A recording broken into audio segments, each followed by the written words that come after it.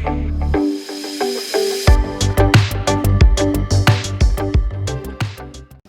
students, welcome back. You're connected with Vandana and we are doing the revision series for class 10 for students who are going to sit for the geography paper on the 2nd of July. As mentioned in the previous video, I had said that we are doing the 2020 point program so that you do not miss a single mark out of 20. So the points I had discussed with you in my previous video also are as follows, and we are doing all these points one by one, right? So quite many points I have already done. Today we will move further from where we had left in the last video. Fine. तो चलिए आज शुरू करते हैं इस point से, contour lines and features. पूरे map में हम देखेंगे बहुत सारी ब्राउन लाइंस होती हैं जो कि आपको पहले से पता है, these are contour lines.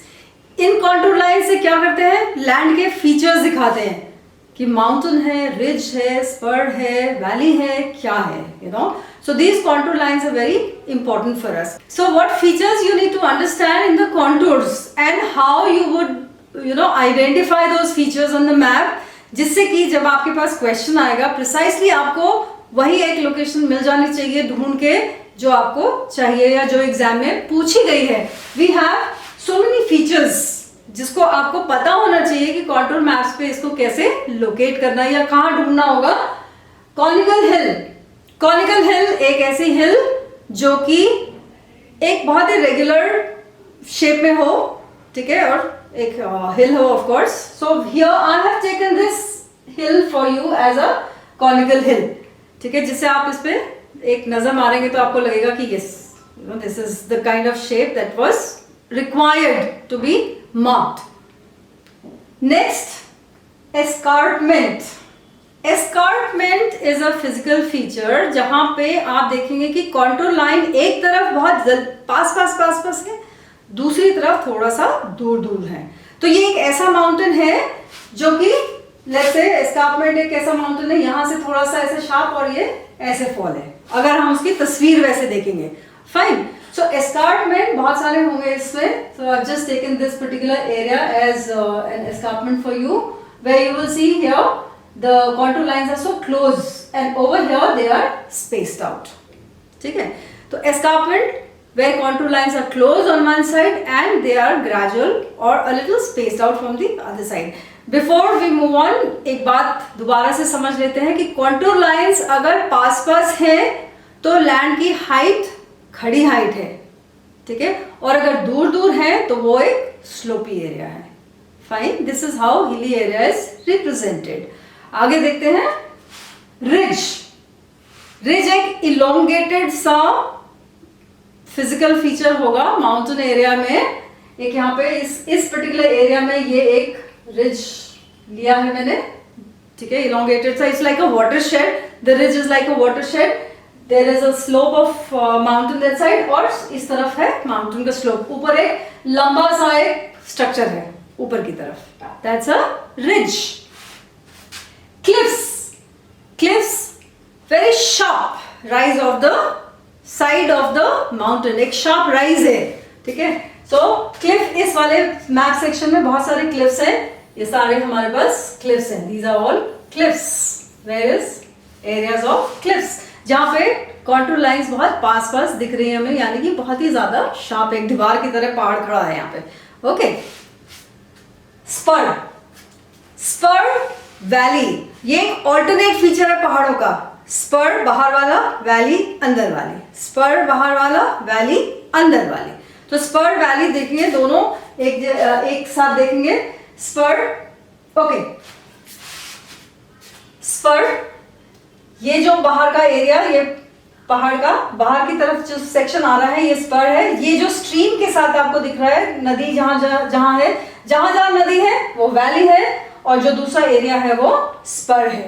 Fine, spur valley हमेशा साथ साथ दिखेंगे। इसमें भी देख लेते हैं, ये देखेंगे ये पूरी एक वैली है, ये रिवर की वैली है, यहाँ पे छोटी छोटी स्ट्रीम्स है और ये एक मेन रिवर यहाँ पे बन रही है, ये एक वैली है। वैली के दोनों तरफ पहाड़ों के अलग अलग स्पर्स हैं। ये एक देखेंगे तो ये एक टोटल एक स्पर है।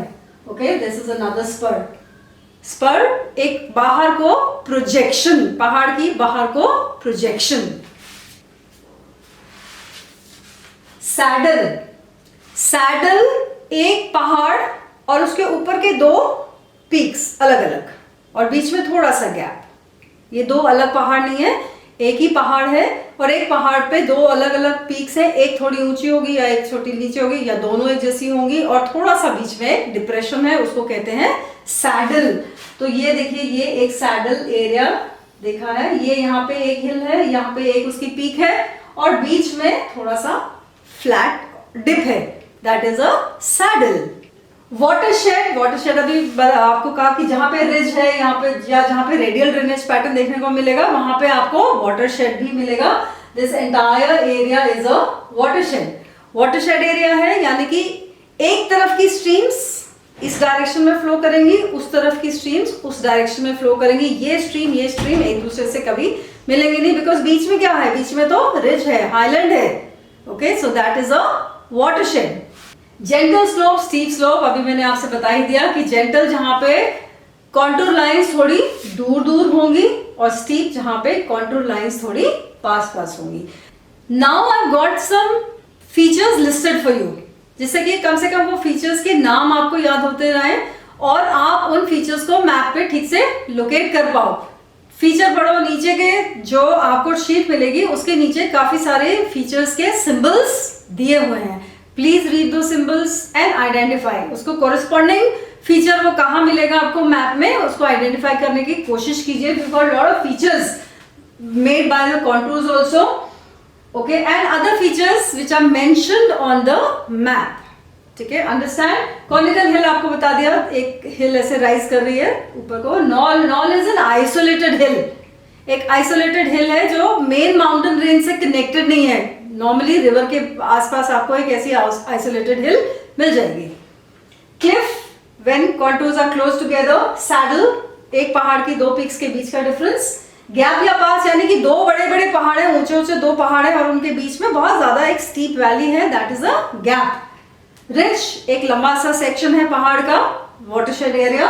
एस्कार्पमेंट, जहां पे एक तरफ स्टीप साइड है और एक तरफ ग्रेजुअल साइड है। हिल विद जेंटल स्लोप, एक ऐसी हिल चूज कर लीजिए जिसके दोनों तरफ जेंटल स्लोप्स हो।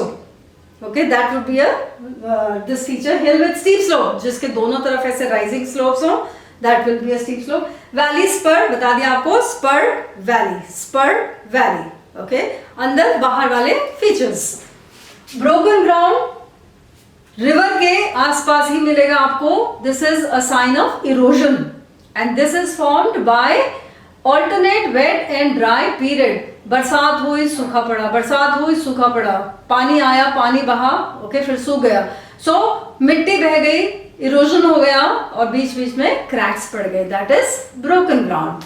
शीट रॉक, एक रॉकी एरिया जिसपे कोई वेजिटेशन नहीं होगी, उस पे लिखा हुआ होगा शीट रॉक। स्टोनी वेस्ट, ये शीट रॉक तो हो गया शायद कोई एक रेगुलर रॉक्स का एक बेस, ठीक है, एक स्पेस।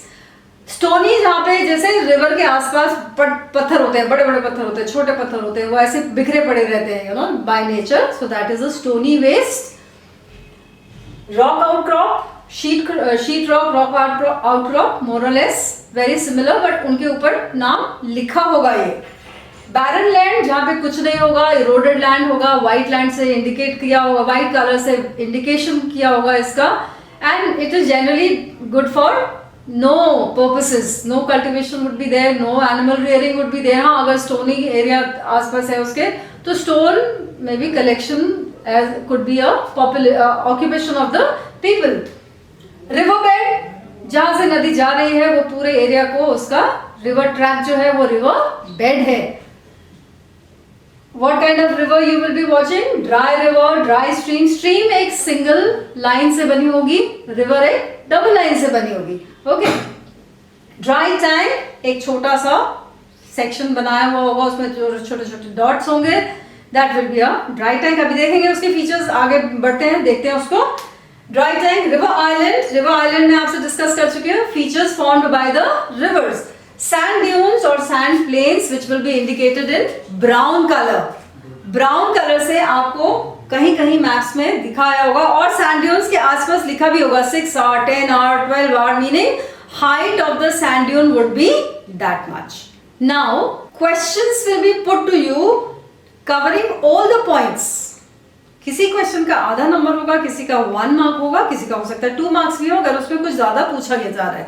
एक ऐसा ही एरिया है जिसपे क्वेश्चन जरूर आएगा, वो है means of transport and communication.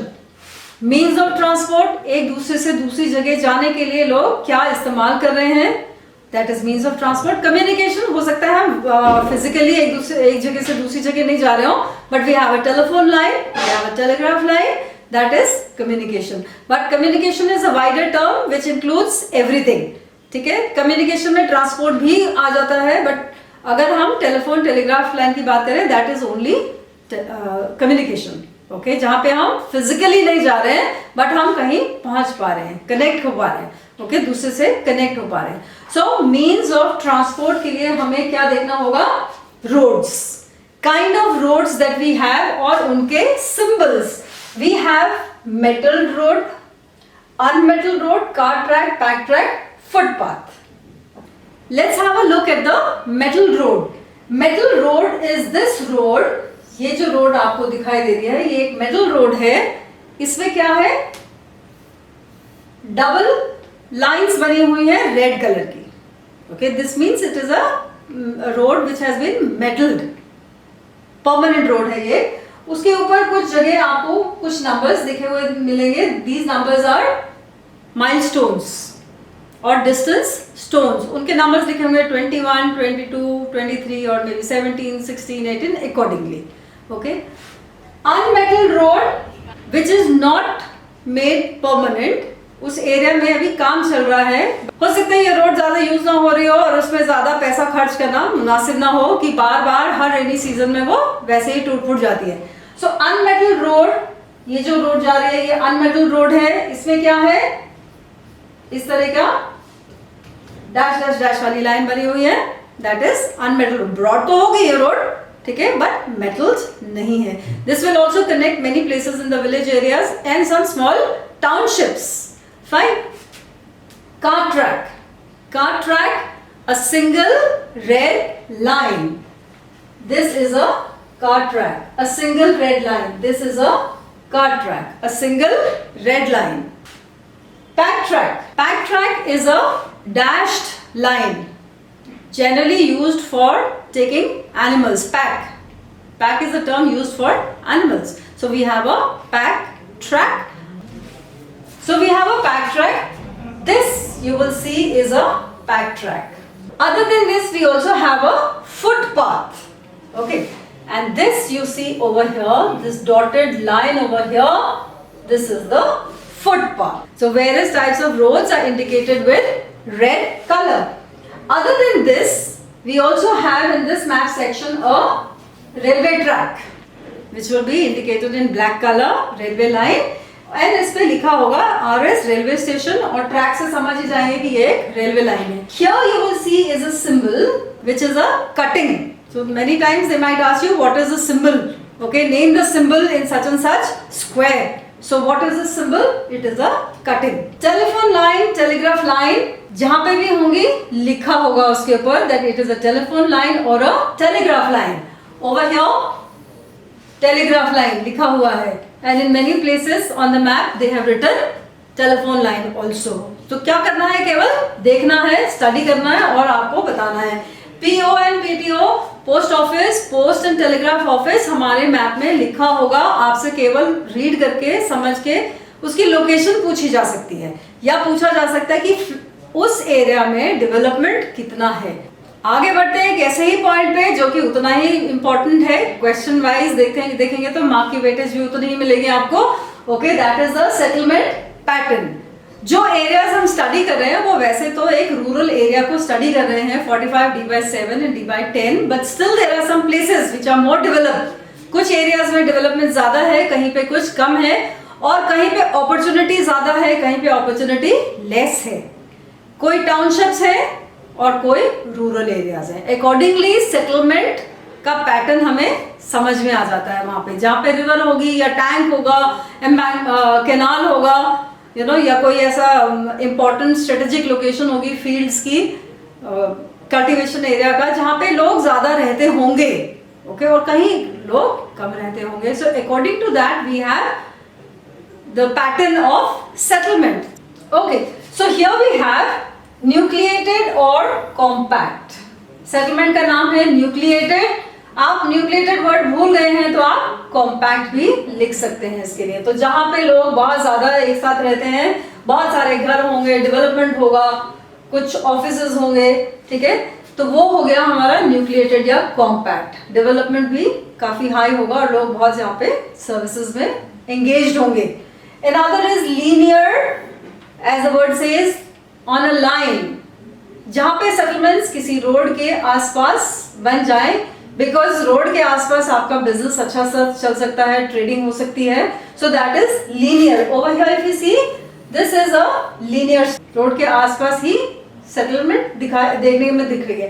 And scattered और डिस्पर्स्ड, एज अ नेम से स्कैटर्ड, दूर दूर है जहां पे घर. इसका दूसरा वर्ड आप अगर लिखना चाहें तो लिख सकते हैं dispersed. Here we see all these are scattered settlements. अलग अलग एरियाज में लोग अलग अलग सिंगल हट बना के रह रहे हैं. That is scattered. Fine. Let's move forward to another important area, means of occupation, that is livelihood. अब आपको मैप मिल गया, आपको बहुत सारा बैकग्राउंड नॉलेज हो गया. क्वेश्चन आया कि उस जगह पर लोगों का ऑक्यूपेशन क्या है, लाइवलीहुड क्या है, वो अपनी जीविका के लिए क्या करते हैं. तो वो वहां पे लिखा तो होगा नहीं, ठीक है, बट वो हमें आसपास देख के या उस एरिया को स्टडी करके ही पता चल पाएगा कि वहां के लोग क्या करते होंगे. सो ऑक्यूपेशन जानने के लिए कुछ चीजें हमें ऑब्जर्व करनी होंगी, देखनी होंगी उस मैप में कि क्या क्या हम देख के अनुमान लगा पाएंगे कि यहाँ पे लोग क्या करते हैं. क्या करना है ऑब्जर्व. साइज ऑफ सेटलमेंट, जो भी मैं बता रही थी, अगर सेटलमेंट बड़ा है, उसमें पोस्ट ऑफिस है, पीटीओ है, पुलिस स्टेशन है, और रेलवे स्टेशन है, या ऐसी डाक बंगलो है, तो ऐसी कई जगह हैं जहाँ पे लोग वहाँ पे जॉब कर पाएंगे. सो पब्लिक सर्विसेज में उन्हें जॉब मिल जाएगी. कई लोग प्राइवेट सेक्टर में भी यहाँ पे जॉब कर पा रहे होंगे, बिकॉज अगर बड़ा एरिया है तो बिजनेस और ट्रेड भी वहाँ पे हो रहा होगा. खूब अच्छा पॉपुलेशन भी होगी. सो पॉपुलेशन है तो बिजनेस होगा, ट्रेड भी वहाँ हो रहा होगा लोगों का. रिलीफ ऑफ द लैंड, पहाड़ी एरिया है, प्लेन है, रॉकी है, सैंडी है, रेगिस्तान है, कैसा है वो लैंड. क्योंकि हमने इतने सारे फीचर्स के नाम देखे हैं, इतने सारे फीचर्स के हमने सिंबल्स देखे हैं, तो उसके अनुसार हम समझ पाएंगे कि वहाँ क्या हो रहा है, लोगों का किस तरह की ऑक्यूपेशन हो रही है. क्वेरी है, माइन है, या किल्न है. किल्न मीन्स भट्टा, जो कि लाइम किल्न भी हो सकता है या ब्रिक किल्न भी हो सकता है, ईंटों का भट्टा भी हो सकता है. तो अगर क्वेरी है, स्टोन क्वेरी है कहीं, तो स्टोन कटिंग हो रहा है, स्टोन माइनिंग हो रहा है, ठीक है. स्टोनी वेस्ट है तो स्टोन कलेक्शन हो रहा है. फाइन. ऑफ कोर्स किल्न है तो वहां पे किल्न में काम हो ही रहा है, तो वो हम अनुमान वहां लगा पाएंगे. कम्युनिकेशन लिंक्स कैसी है उस एरिया में, रोड्स कैसी हैं, आवाजाही कैसी है. रोड्स अच्छी बनी हुई है तो ऑफ कोर्स ट्रेड होगा ज्यादा, लोग आ जा पा रहे हैं अगर आसानी से, तो इस तरह की. और रोड कंस्ट्रक्शन की भी जॉब्स होंगी. Fine. That is also another area of importance to understand कि वहां पे जॉब लोग क्या कर रहे होंगे. Use of colours in the area in question. जो भी एरिया आपको दिया जाए उसमें एक कलर पे भी नजर मार लो कि कलर क्या है उसका. हो सकता है आसपास उसके कुछ लिखा ही ना हो, थोड़ा दूर दूर एरिया में लिखा हो और आप समझ नहीं पा रहे हो कि इस ब्लॉक में क्या करना है. तो कलर क्या है, व्हाइट कलर है तो बैरन है, उसका कोई खास लैंड यूज नहीं है, अनलेस उसके आगे पीछे कोई लाइन क्वेरी है, कोई रॉक आउटक्रॉप है, स्टोनी वेस्ट है, स्क्रब है, ओपन स्क्रब है, इस तरह का कुछ अगर लिखा हुआ है तो you will be able to understand कि यहाँ क्या हो रहा है. स्क्रब है तो एनिमल रियरिंग हो रही होगी, स्टोन है तो स्टोन कलेक्शन हो रहा होगा, माइनिंग हो रही होगी. Fine. Presence of wells, canals. अगर एरिया फर्टाइल है तो डेफिनेटली लोग वहां पे कल्टीवेशन कर रहे होंगे, और कल्टीवेशन को हम इस तरह से भी देख पाएंगे कि उस एरिया में वेल्स हैं, बहुत सारे अगर वेल्स हैं तो people will be drawing water from the wells for irrigation. Canal है तो of course it is 100% sure कि वहां पे कल्टीवेशन हो रहा है, इरिगेशन हो रही है वहां पे. So ये आप जब देख लोगे you will be able to understand कि जॉब्स किस किस तरह के होंगे या काम किस किस तरह से होगा, जो कि अभी मैंने आपको मेंशन करके बताया है. अगर फॉरेस्टेड एरिया है तो क्या होगा, फॉरेस्ट में आपको लंबरिंग नहीं लिखना है. Lumbering is a term which is not accepted तो लंबरिंग की जगह आप लिख सकते हैं collection of forest products, collection of firewood, okay, rearing of domestic animals, ये आपके फॉरेस्ट एरिया में भी हो सकते हैं और स्क्रब एरियाज में भी हो सकते हैं। स्क्रब एरिया है तो rearing of sheep is more important as compare to rearing of cattle. Here we have another slide जिसमें कुछ बाउंड्रीज हैं। बहुत ज्यादा बाउंड्रीज हमें जानने की जरूरत नहीं है, अगर हम 2 बाउंड्री के ऊपर भी ध्यान देंगे तो उतना उसके अंदर ही क्वेश्चंस आते हैं बहुत सारे सालों में, और कोई बाउंड्री के ऊपर क्वेश्चन नहीं आया है। We have the interstate boundary, जो कि ये बाउंड्री आप देख पा रहे हो, this is interstate boundary. There is a dotted dashed line and a dot, which is a boundary between 2 states, interstate. And then we have a tehsil boundary which is a dotted boundary, okay, a tehsil boundary which is a dotted boundary. These are the main boundaries. इसके अलावा आपको नीचे symbols में बाकी boundaries के symbols भी दिए हुए हैं। यदि by chance question आ जाता है तो first have a look at what type of boundary is being asked in the question. Now the question may be, what is the type of climate or what is the season in a particular area? So again, looking at the colors, relief, you know, and some other factors connected to relief, we will be able to find out कि क्या है वहाँ पे climate कैसा होगा, season कैसा होगा, what to observe, nature of rivers, streams and tanks. Tanks, reverse, streams, क्या वो ब्लू है तो पेरिनियल सोर्स है तो यानी कि रेनफॉल पीरियड लंबा होगा।